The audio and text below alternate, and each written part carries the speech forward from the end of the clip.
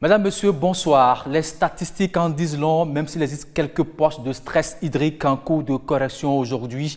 De 2017 à 2024, la desserte en eau potable a doublé, passant de 42 à plus de 82%. Le Bénin, c'est aussi une terre bourrée de ressources minières, le pétrole, l'or, les pierres précieuses, pour ne citer que ces quelques exemples. Que faisons-nous de tout ceci? La réponse sera donnée dans un instant par le ministre en charge de l'eau et des mines. Bonsoir, Monsieur le ministre Akpona. Bonsoir. Merci d'accepter de répondre à ces quelques questions en lien à l'eau et aux mines. Alors, je co-anime cet entretien avec mon collègue Benjamin Honoré Naoum de Radio Cotonou. Bonsoir, Honoré. Bonsoir William Tchoki, chers téléspectateurs. Bonsoir à vous également. Merci de nous rejoindre donc sur ce plateau pour parler bien entendu de mines, pour parler de l'eau potable. Donc l'eau de vie avec le ministre des Mines, de l'Énergie et de l'eau. Monsieur le ministre Akpona, à nouveau bonsoir. Bonsoir. Voilà, et avec vous, on va faire un travail méthodique pour permettre bien entendu à nos téléspectateurs de nous suivre. Nous allons commencer véritablement par parler de l'eau en milieu urbain. Je voudrais avoir avec vous la réponse. Est-ce que véritablement le Bénin se portait bien avant 2016, avant la prise du pouvoir par le président Patrice Talon en matière d'eau potable en milieu urbain? Je vous remercie de l'opportunité que vous me donnez de parler de ce secteur vital pour l'homme d'abord, en tant qu'être humain, qui a besoin de l'eau pour vivre, et aussi pour tout ce qu'il y a comme industrie et qui ne peut fonctionner sans l'eau. Et de ce secteur, globalement, ce qu'on peut retenir, en 2016, avant l'avènement au pouvoir du président Patrice Talon, c'est que nous avons, au niveau urbain, un taux de desserte de 50%.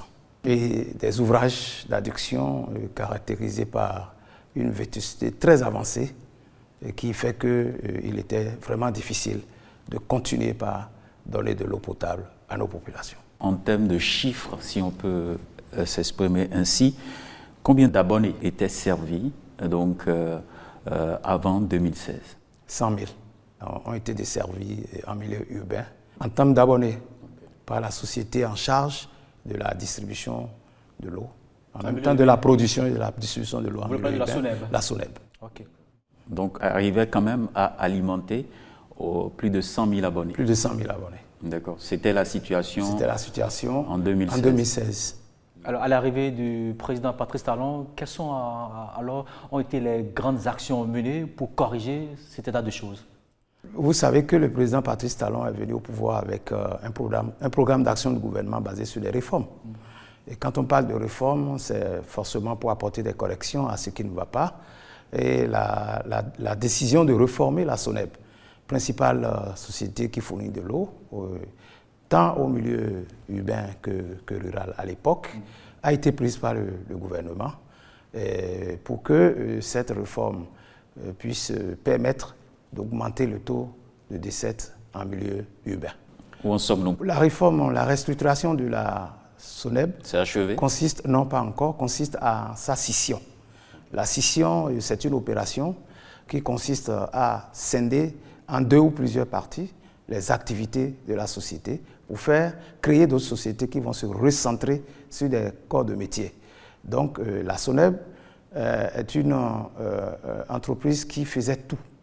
Mais aujourd'hui, elle a été scindée en deux avec la création de la SOBI, qui s'occupe de tout ce qui est infrastructure de l'eau, et une autre société qui portera la deuxième partie de l'activité de la SONEB, qui est la distribution de l'eau, c'est-à-dire l'exploitation tant en milieu urbain qu'en milieu rural.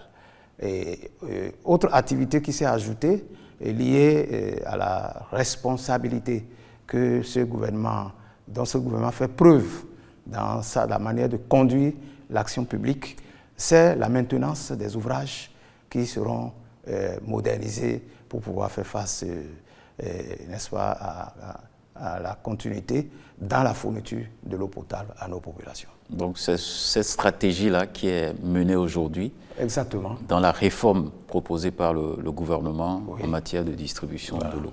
Alors, depuis que Le président Patrice Talon, avec son équipe, travaille bien entendu sur ce domaine-là, en termes de fourniture d'eau en milieu urbain. Alors, quels sont les résultats aujourd'hui que vous pouvez présenter à l'opinion publique? Alors, 2 résultats essentiels. Le taux de décès aujourd'hui est passé de 50 à 75% en milieu urbain. Et les abonnés sont passés de 2016 à 2024. Déjà, 114 000 nouveaux abonnés ont été constatés.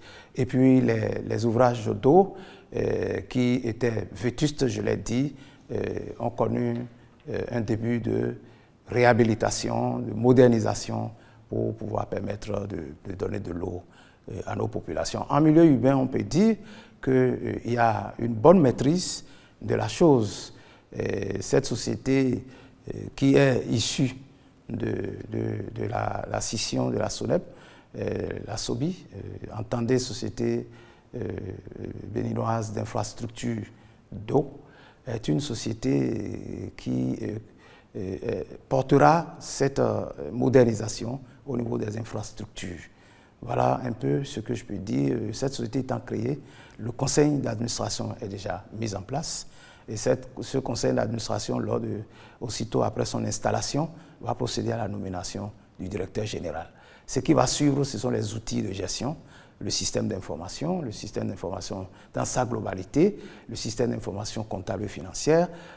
Toutes les dispositions sont déjà prises. Le gouvernement a déjà autorisé la contractualisation avec un cabinet spécialisé qui peut accompagner à l'opérationnalisation définitive de cette entité nouvelle qui est créée. Alors, parlant bien sûr des actions menées pour fournir de l'eau potable en milieu urbain, j'aurais voulu qu'on aille peut-être aller dans certaines communes pour nous montrer un peu qu'est-ce qui est fait de façon concrète pour permettre à ce que la population ait de l'eau potable facilement. Parce que là, vous donnez des exemples, mais on ne sent pas encore que voilà, il y a des actions concrètes qui sont menées. Est-ce que vous pouvez aller plus en détail pour nous, monsieur le ministre? Oui, beaucoup de travaux sont effectués déjà en milieu urbain et en mettant en place de toute urgence les projets d'approvisionnement en eau potable. Okay. À Savalou, par exemple, à partir de l'eau souterraine. Il y a eu le projet de renforcement des systèmes d'approvisionnement en eau potable des villes du plateau d'Abomey, dans le Zou, Abomey, Boycon, Sokotomé, Zakuta, Tchicha, Kmaïzoun, etc., etc. Il y a le même projet au niveau des villes de Dassa, de Savé, de Glazoué et environ. Vous savez que dans les collines, on disait que c'est la cité des bidons jaunes. Mais c'est vrai, pour caractériser, bien entendu, pour caractériser la gravité en déficit d'eau potable dans cette région. Parce que, comme on le dit, Saint Thomas, tous ceux qui ne croient pas à la providence ont pensé qu'on ne peut jamais avoir de l'eau dans ces localités à cause de la qualité du sous-sol. Mais on a eu un bon samaritain qui a dit qu'il faut le faire et montrer pour ceux qui ne croient pas, pour que les aveugles voient et que les sourds entendent, qu'il est désormais possible que du désert peut jaillir de l'eau potable et de l'eau de vie. Et c'est ce que le gouvernement du président Patrice Talon a matérialisé dans cette partie du Bénin où aujourd'hui 2 millions de mètres cubes d'eau potable se traitent au niveau déjà du barrage d'Aïdjoko pour desservir toute cette zone, aller même vers Ouessé et consorts, au-delà de Glazoué, de Savalou et puis de Savé et de Dassa. Mais aussi, très bientôt, c'est d'ailleurs le gouvernement a déjà autorisé la signature d'avenant pour que le barrage de l'IFO aussi soit réhabilité par l'entreprise chinoise CGC, parce qu'il y a eu un incident sur ce barrage-là qui a fait qu'il y a la digue qui a cédé suite à des pluies diluviennes. Et donc il faut reprendre et réhabiliter ce barrage.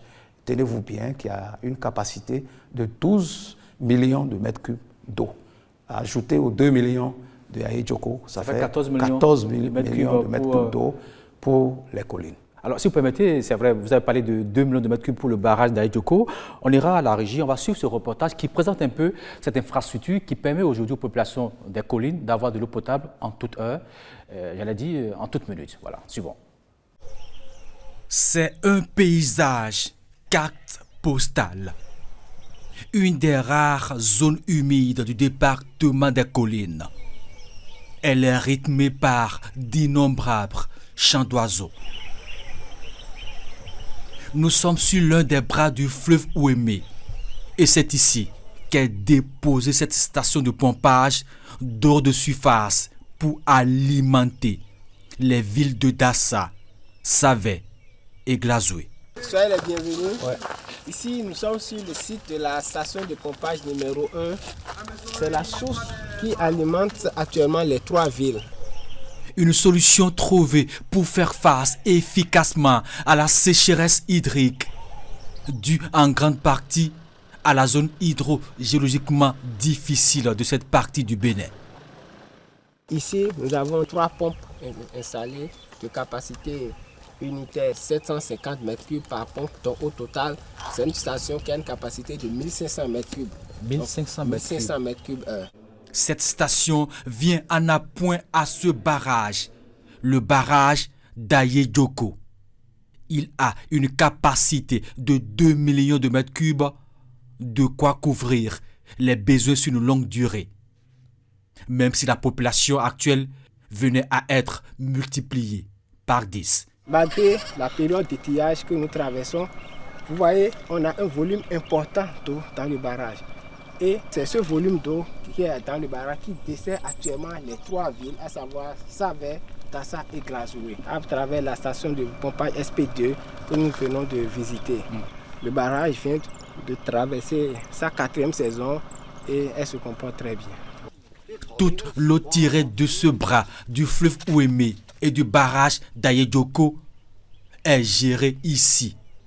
La station de Gobé, le cœur du dispositif de traitement d'eau refoulée après vers Savé, Dassa et Glazoué. L'eau qui est pompée de la station de pompage de SP2 de Ayedjoko, qu'on a vu tout à l'heure, l'eau là vient ici et se répartit sur 2 lignes. Chaque ligne a une capacité de traitement de 750 m3. Un dispositif ultra moderne de dernière génération, des bassins de décantation, de floculation, coagulation, chloration et filtration, toute une filière de traitement d'eau potable. Actuellement, le réservoir de Diou est rempli à 87%. Ici, c'est l'eau traitée. L'écran qui nous permet de nous renseigner sur la turbidité, le pH et le chlore résiduel de l'eau traitée au niveau de la ligne 1. Et de l'autre côté, c'est la ligne 2. Tout ce que nous avons vu, nous avons le schéma en miniature ici. En bas, ici, nous avons la SP1, la station de pompage numéro 1, où vous avez les 3 pompes qui sont là. Dans les maisons, la satisfaction se lit sur les visages. On pousse un ouf de soulagement. Maintenant, ça va. Ça va. Le liquide source de vie est disponible en toute heure et le débit au robinet en dit long. Ça sort vraiment. Donc maintenant, l'eau coule à gogo. Les stations de pompage et de stockage jonchent ces différentes localités, autrefois en manque cruel. La zone de socle sort enfin de sa sécheresse hydrique. Il y a encore plus grand qui vient, le barrage Lifo, avec ses 12 millions de mètres cubes de capacité. L'infrastructure sort déjà de terre. Voilà, on revient donc au plateau après ce reportage terrain qui montre véritablement, Monsieur le Ministre, le travail qui est exécuté dans le centre de notre pays. Vous avez parlé de Boïkan, Abomey, Zogodomé, Zakpouta, Gbanizou, Djidja, Glazoué, Dassa et autres. Mais j'ai bien envie de vous demander, mais le Bénin ne se limite pas au centre. Qu'est-ce qui a été donc pensé pour le septentrion par exemple et même le sud du pays? Ou bien rien n'est prévu? Ok, si. Vous savez, l'attention se concentre sur le centre et à cause de la gravité de la situation. Et puis, personne ne pouvait croire qu'il était possible d'approvisionner cette région en eau potable. Donc, c'est le miracle qui a eu lieu. Et surtout, vous voyez, les infrastructures que vous venez de voir avec moi ont une capacité tellement énorme. On a parlé de 14 millions de mètres cubes d'eau. C'est une capacité qui peut servir pendant les 20 et 50 années, les 30, 20, 30, 50 années à venir. La population, quelle que soit l'extension de la population, la croissance, etc., etc. Donc, c'est vraiment des investissements très structurants qui vont régler définitivement les questions d'eau potable au niveau de ces régions. Et oui, il y en a aussi partout, c'est partout sur l'ensemble du territoire national. Les projets de renforcement des systèmes d'approvisionnement en eau potable que j'avais cités impactent aussi les villes de Parakou, Djougou, dans le nord. Mais Porte-Nouveau également dans l'Ouémé et puis Abomey-Calavi est concerné également par ce projet de renforcement des systèmes d'approvisionnement en eau potable. Donc, ce qui est clair, tout ce que vous venez de dire, jusqu'à présent, ce sont des travaux entièrement bouclés. Entièrement achevés et mis en service, mais il y a aussi quelques travaux qui sont en cours. Alors, dites-nous. Il y a la construction, par exemple, d'un barrage de 12 millions de mètres cubes d'eau qui, une fois achevé... Le barrage LIFO, c'est ça? Une fois, non, pas LIFO. Okay. Une fois achevé, permettra d'offrir, d'alimenter Savalou à partir de Glazoué en complément de ce qui existe déjà. Et vous avez suivi ces derniers temps le problème d'Akpakpa.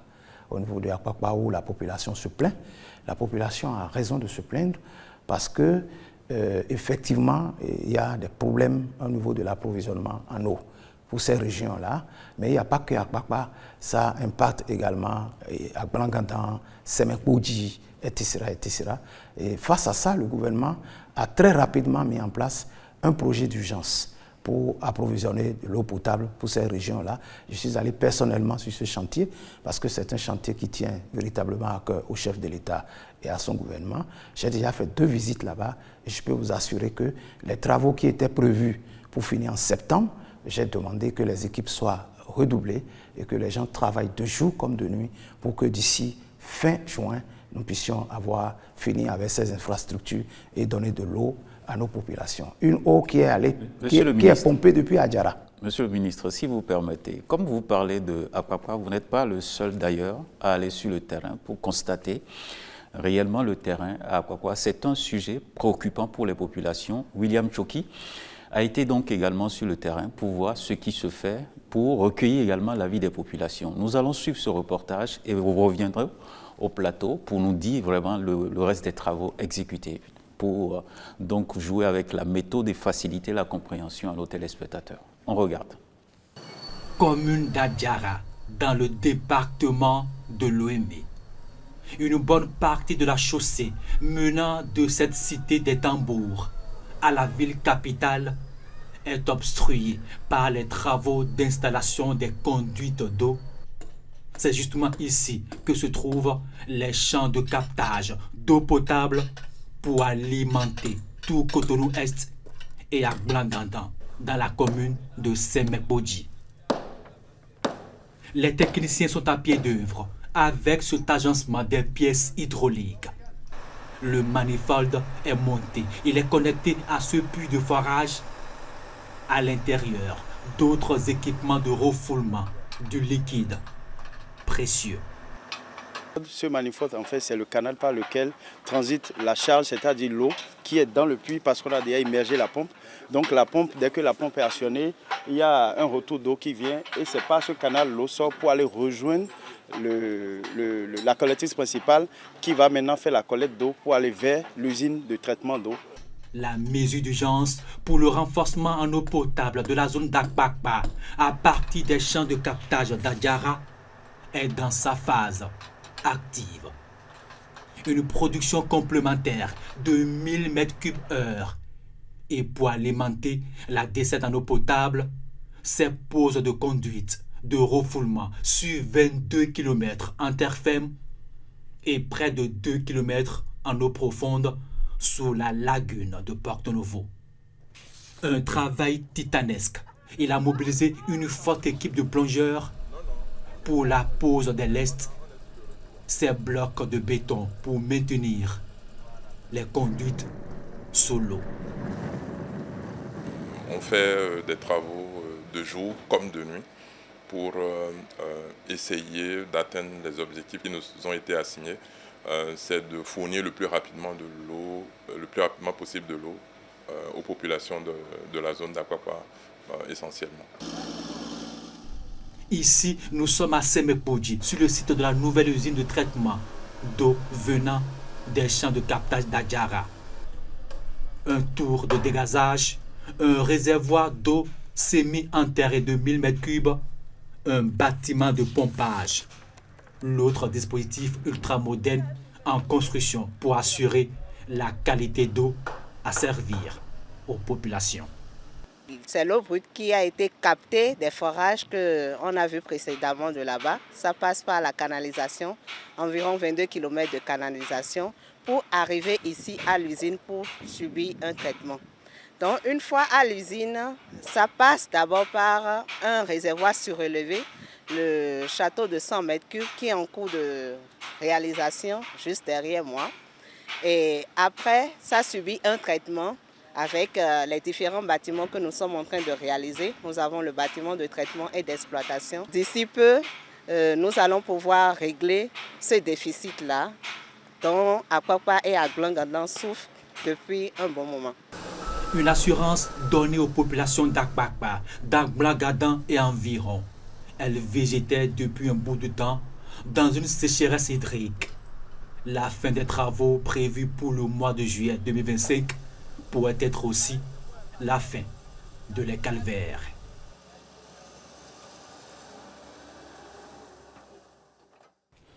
Alors, Monsieur le ministre, vous avez suivi avec nous ce reportage quand même, qui montre un peu les travaux menés pour que Akwakwa et Aglangadan ne manquent plus d'eau potable. Vous confirmez que déjà, fin juillet, ou du moins depuis juillet, les populations auront de l'eau en grande quantité et puis ils ne vont plus veiller la nuit pour guetter la robinet coulée? Je le confirme avec assurance que les travaux vont effectivement finir à fin juin pour qu'à partir du mois de juillet, et là, comme vous venez de le dire, que ce soit la fin du calvaire pour ces populations-là. Parce que les travaux se font, je vous ai dit, j'ai même fait une visite inopinée. Oui, avec beaucoup de fierté que je parle, et beaucoup d'émotion d'ailleurs, parce qu'un gouvernement qui est attaché à l'amélioration continue des conditions de vie des populations, on peut être fier d'appartenir à un tel gouvernement et que désormais on ne théorise plus le développement à travers que des chiffres, mais il y a des actes palpables, concrets et qui se posent. Ce programme, par exemple, est un programme d'urgence que le gouvernement a mis en place pour répondre aux cris de cœur des populations qui ont vraiment besoin de l'eau potable dans cette région. Et donc ma visite inopinée me renforce dans mon assurance que les délais vont être tenus parce qu'une nuit, je suis allé là-bas, du retour de la zone franche industrielle de Sémé, et de façon inopinée, il y avait encore, à 23 heures, il y avait encore des ouvriers sur le chantier qui continuaient pas à travailler. Et puis de dehors, au niveau du goudron, déjà on peut voir le château d'eau sorti de terre. Okay. Donc vous voyez, c'est un investissement important de près de 18 milliards et rapidement concocté en urgence pour faire face à ce besoin important et crucial. Parce que ça va desservir quand même près de 4-5 arrondissements de Akwakwa et également à Aglangadan, dans la commune de Semekpoudji. Alors, aux populations qui se retrouvent dans ces zones-là, vous leur dites quoi? De commencer à pousser le ouf de soulagement ou bien plutôt d'attendre juin? Oh non, déjà, juin n'est plus loin. Le bout du tunnel est vraiment devant nous et cette population peut déjà commencer par pousser un ouf de soulagement. Vous savez, en réalité, il n'y a pas de plainte en tant que telle. Il y a certains activistes, effectivement, qui, depuis un certain temps, ont compris ce qui se passe. Parce que, à côté de ça, c'est le lieu de saluer le travail que fait le directeur de la SONEB par intérim, et le travail de communication qu'il fait avec son équipe, et qui informe la population sur les heures de modulation, de mise à disposition de l'eau, pour permettre à ceux qui sont les parties administratives qui puissent avoir de l'eau pendant la journée et que la population de l'autre côté, la nuit, puisse également avoir de l'eau. Ce n'est pas l'eau qui manque, mais les infrastructures étant en construction, on ne peut pas approvisionner correctement, régulièrement la population. Donc, il faut voir les heures modulées en conséquence. Mais je crois que depuis que les communications passent et que les informations passent via les réseaux sociaux, les journaux et tout, la population sait désormais à quel moment il faut s'arrêter pour prendre l'eau. Mais ce problème n'est pas dû seulement à la vétusté des infrastructures. C'est dû aussi à l'inadéquation des installations que les populations font. Vous voulez parler de quoi concrètement? Je vais parler des suppresseurs, et des réservoirs que les gens mettent sur les toiles, les dalles et autres. Et le suppresseur est placé entre ces réservoirs et les installations de la SONEB, de telle sorte que le débit est disputé avec le débit normal qui vient. Il était important simplement de mettre directement le réservoir en lien avec les installations de la SONEB et le suppresseur après pour faire remonter l'eau, que cela aussi aurait facilité les choses. Donc le réservoir placé en haut demande plus d'efforts au suppresseur pour faire remonter l'eau que si le réservoir était en bas, le débit aurait été fort et le suppresseur va faire monter facilement de l'eau. Je crois que pour les nouvelles maisons qui se construisent, ces conseils sont donnés par les spécialistes de la SONEB et progressivement d'autres ont même accepté, corrigé leur installation. Je crois que c'est un chantier qui est là et sur lequel nous devons travailler et faire en sorte que ces installations ne se fassent plus de cette manière.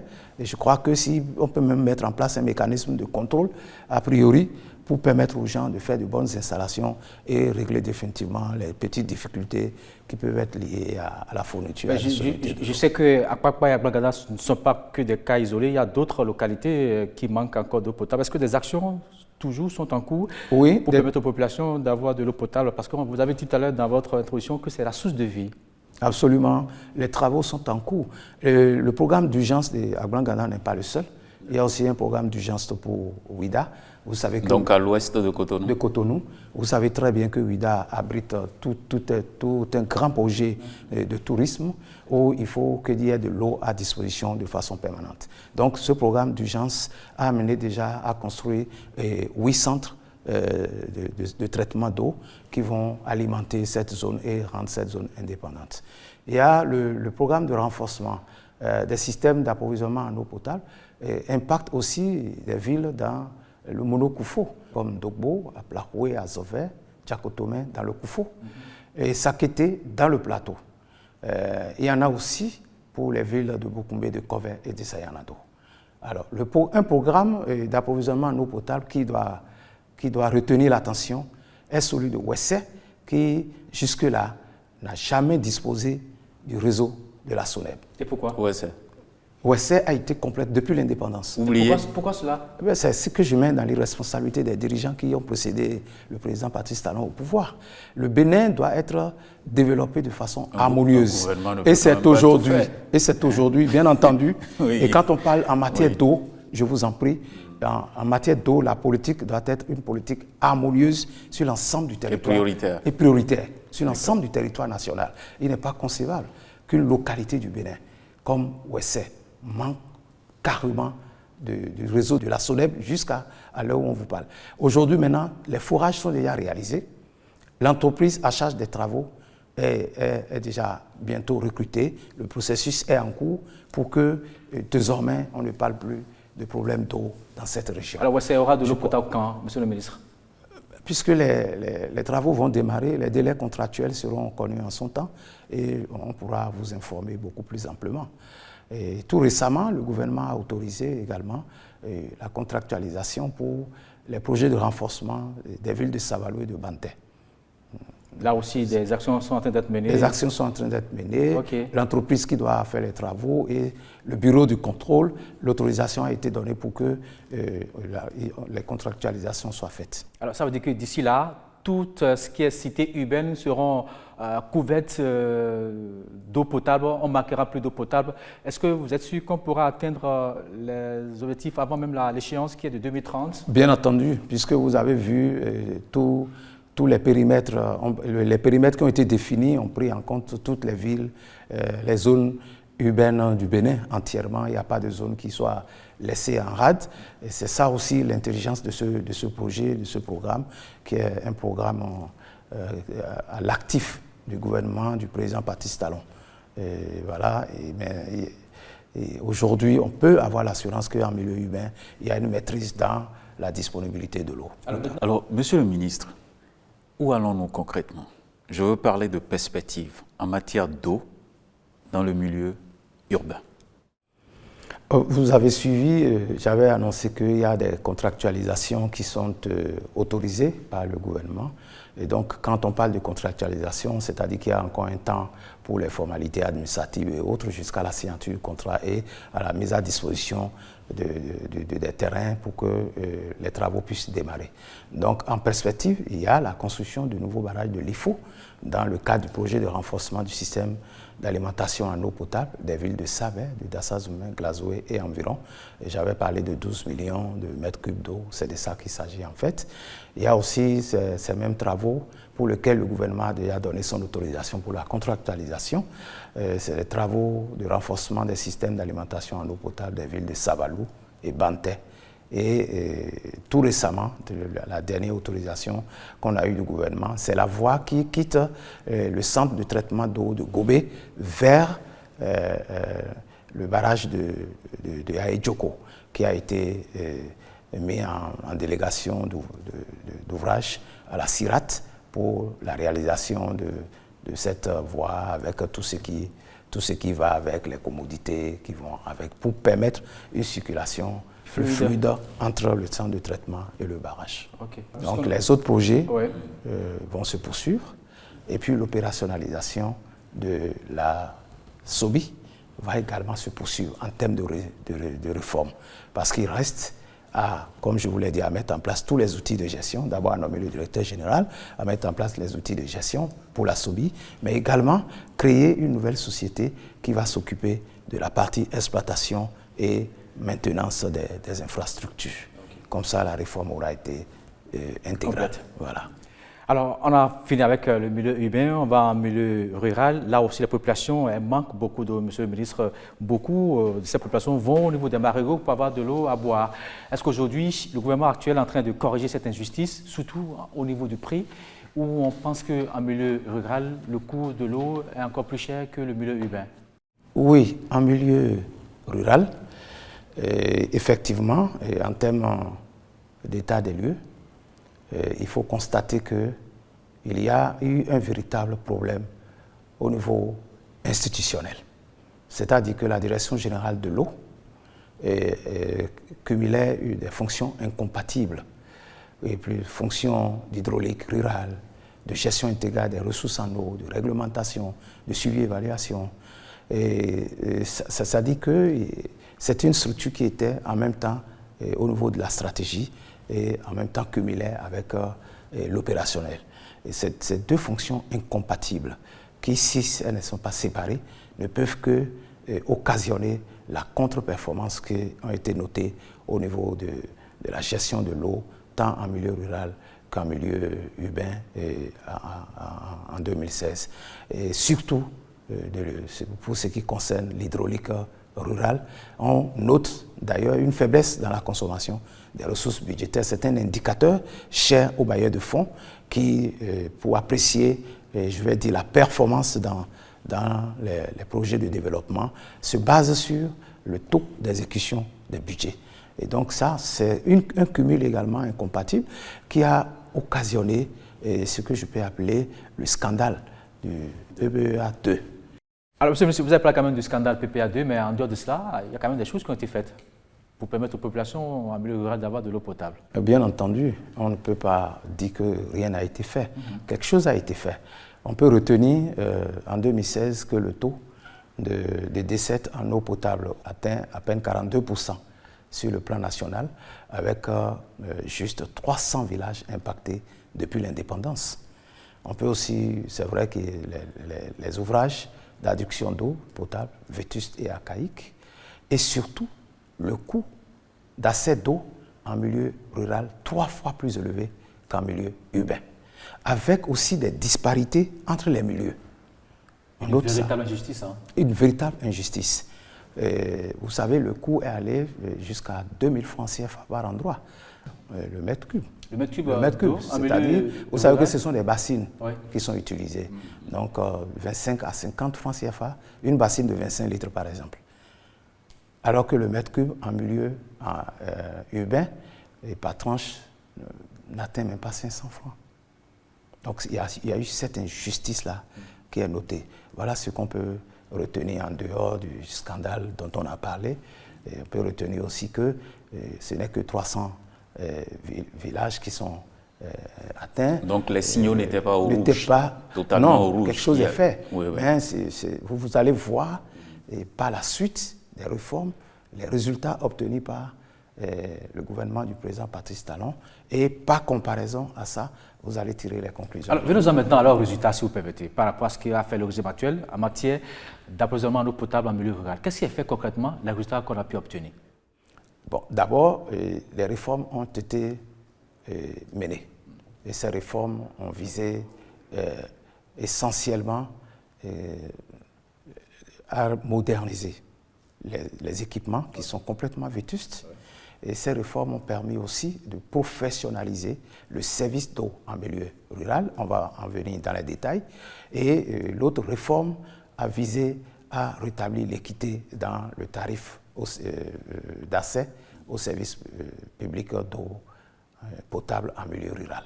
C'est ainsi qu'en 2025, on peut noter que le taux de décès est passé à 82%. C'était à 42%, je vous le rappelle. Et puis, comme autre résultat, c'est l'adoption des systèmes d'approvisionnement en eau potable multivillages. C'est-à-dire que les investissements sont faits au niveau d'un arrondissement et ça permet de desservir plusieurs villages, pratiquement tous les villages de l'arrondissement. C'est une réforme importante et qui a permis d'obtenir des résultats qu'on va voir tout à l'heure. Je vous parlais de la professionnalisation. Ouais. La professionnalisation, ça se sent à travers la prise en charge du service affermé par des opérateurs régionaux sur les périmètres bien définis. Donc, c'est des spécialistes qui savent comment il faut desservir l'eau. Vous savez, le système d'approvisionnement d'eau potable en milieu multivillage est construit de telle sorte qu'au bout de la chaîne, il y a toujours des bonnes fontaines. Toujours des bonnes fontaines.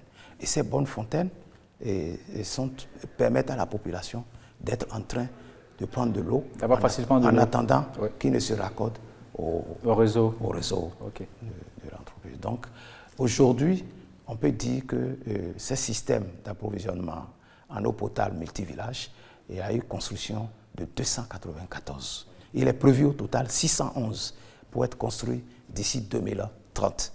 Et ces 294 ont permis, en un clin d'œil, d'impacter 500 nouveaux villages. N'oubliez pas que nous étions à 300 villages depuis l'indépendance.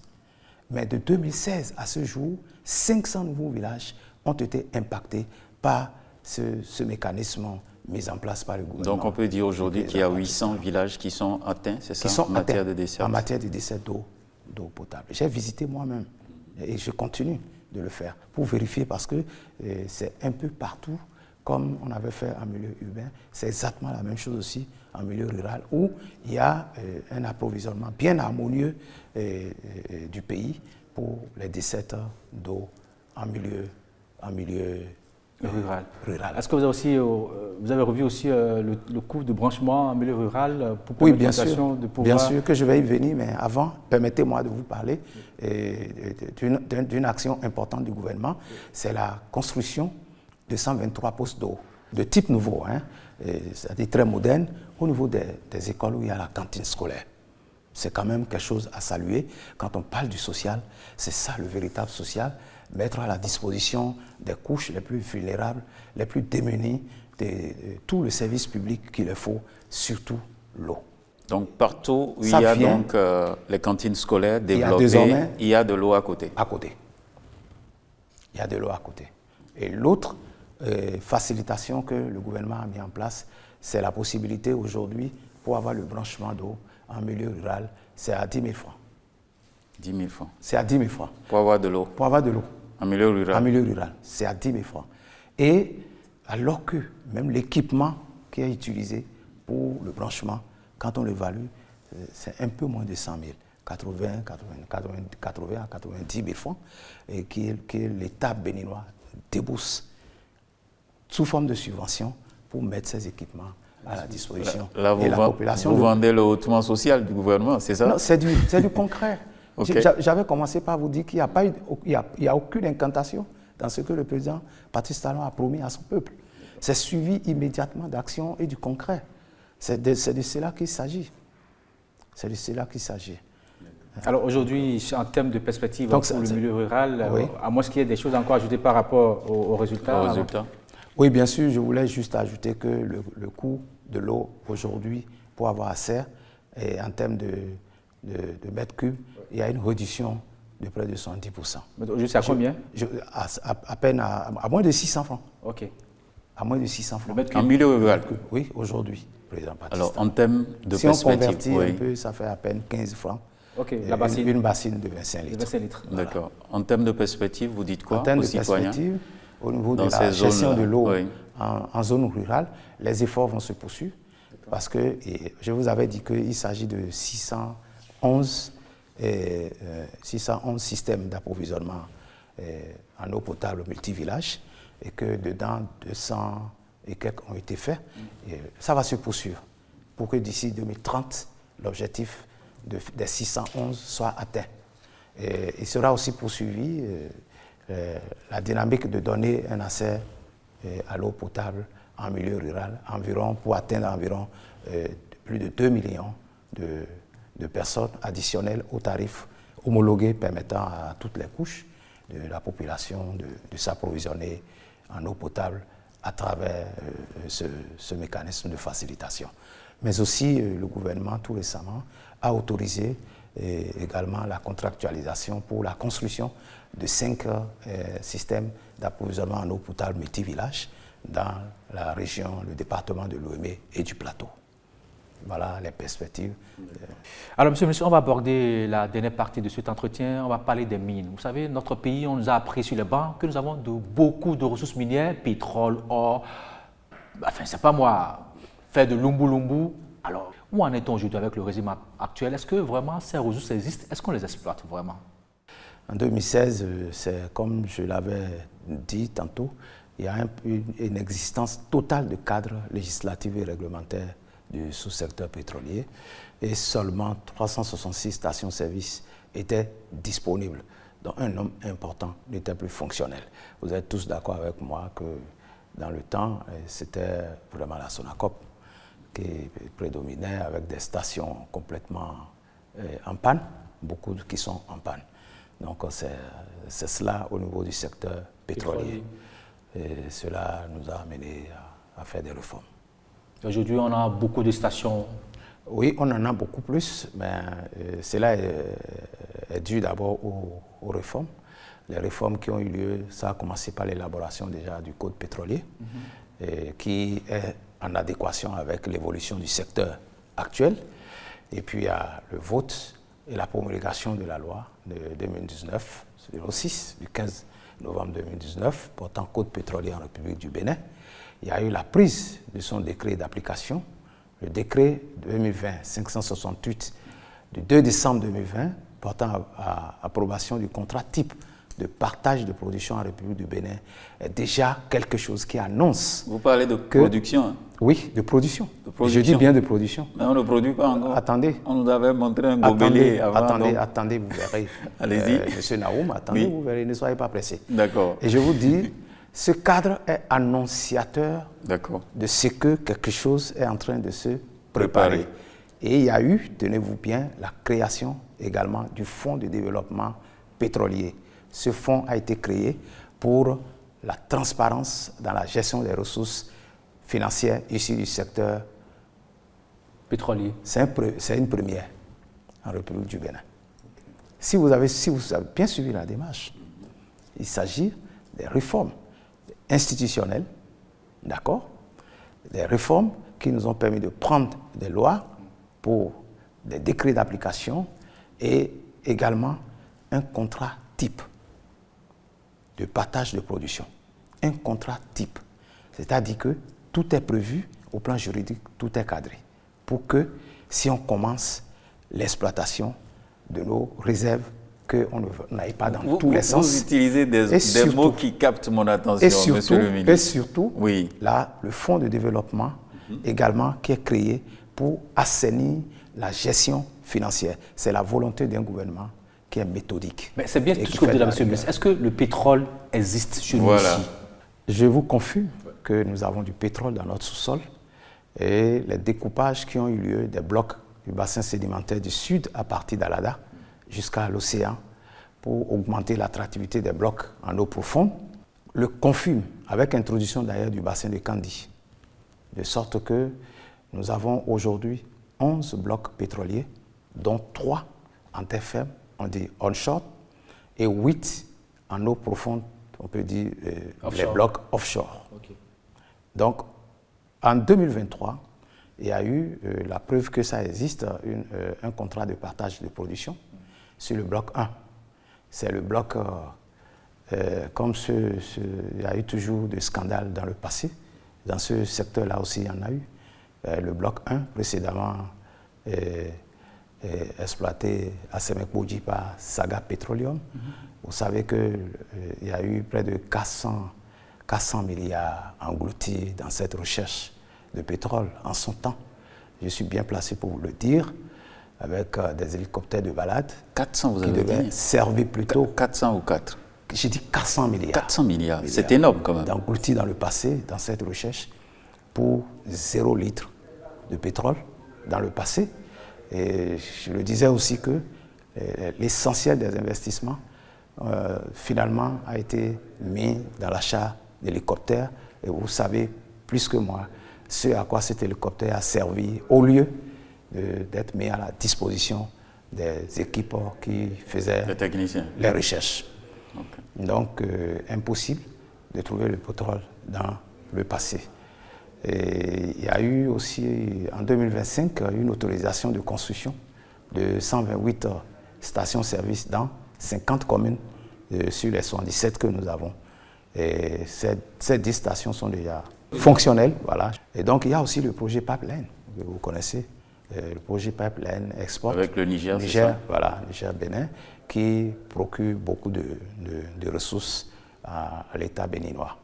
Et donc, voilà les résultats qui fondamentalement, le Bénin va pouvoir donc exploiter son pétrole qui est disponible. Bien entendu. Vous le dites droit devant la caméra. Je regarde droit dans les yeux, le peuple béninois, et il confirme que nous avons des réserves et que le gouvernement en fait une gestion rationnelle dans l'intérêt supérieur de la nation béninoise pour ce qui a des relations avec les partenaires qui sont en période d'exploration actuellement. À ce niveau précis, est-ce que le gouvernement prend les dispositions? Parce que quand on parle de découverte de ressources comme ça, après c'est le Far West, on ne maîtrise plus rien, il y aura tellement d'engouement pour la sécurité des citoyens et autres, et de tout ce qui se fera après. Est-ce que le gouvernement prend des dispositions pour ça? J'avais commencé par vous parler de l'élaboration d'un contrat type de partage, de production. Que donc tous les acteurs vont respecter. C'est déjà quelque chose d'extraordinaire. Donc au plan juridique, tout est encadré et tout se fera dans l'intérêt de la nation, comme le président Patrice Talon nous a habitués à le faire dans tous les secteurs. Tout ce qu'il fait, il le fait dans l'intérêt supérieur du peuple béninois. Alors, ce sera pareil aussi dans ce domaine pétrolier. Alors on parlera aussi d'une autre ressource minière, c'est bien sûr l'or.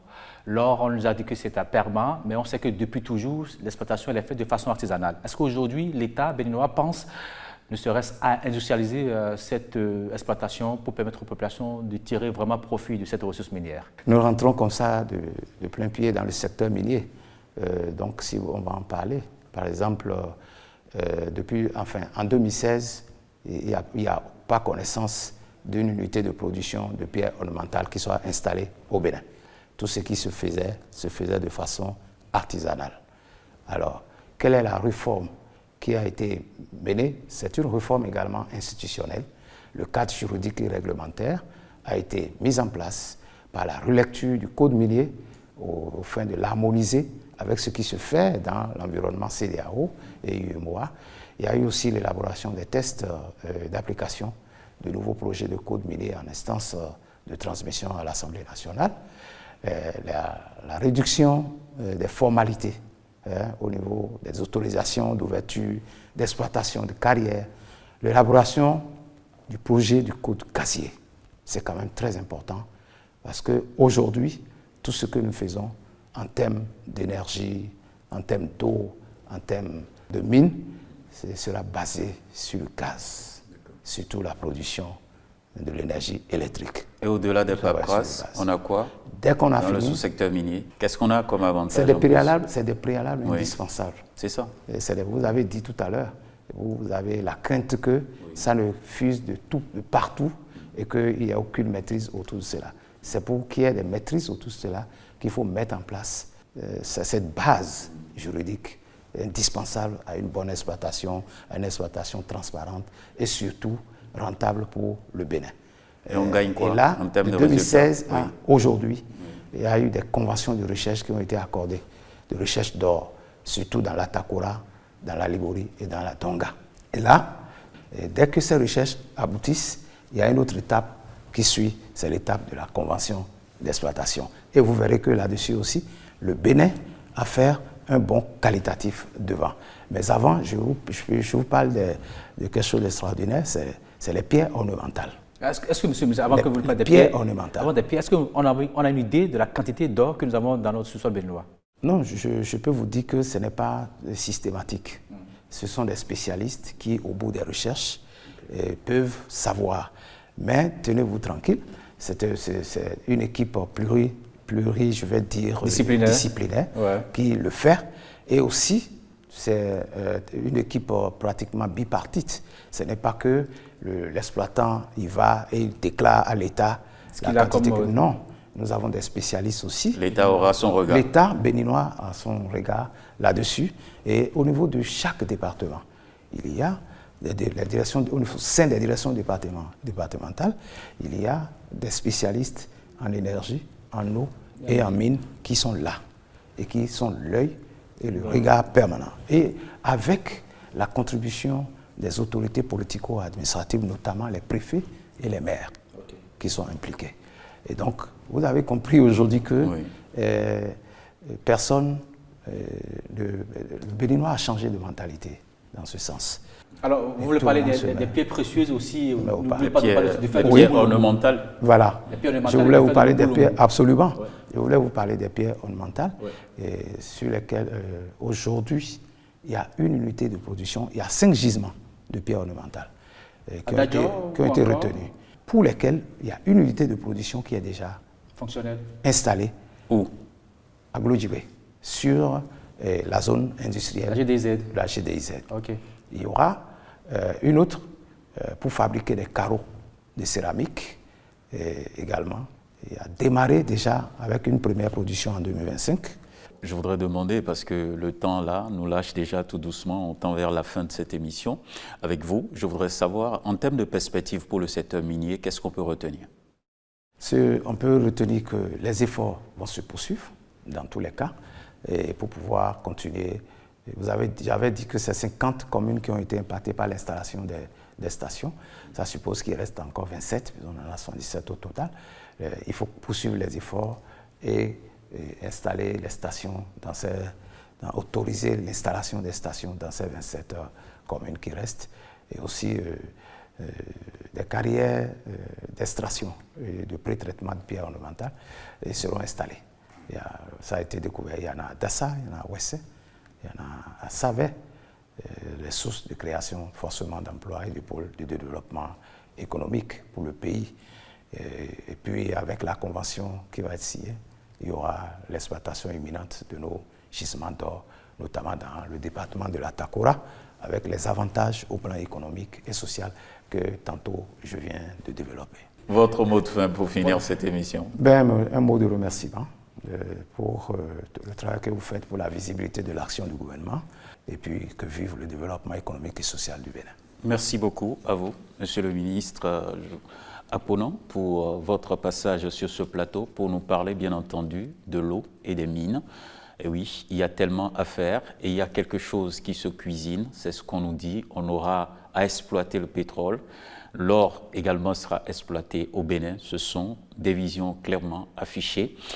Merci donc à vous pour ce plateau. Merci à William Tchoki également qui a partagé ce plateau avec moi. Chers téléspectateurs, merci et à très bientôt.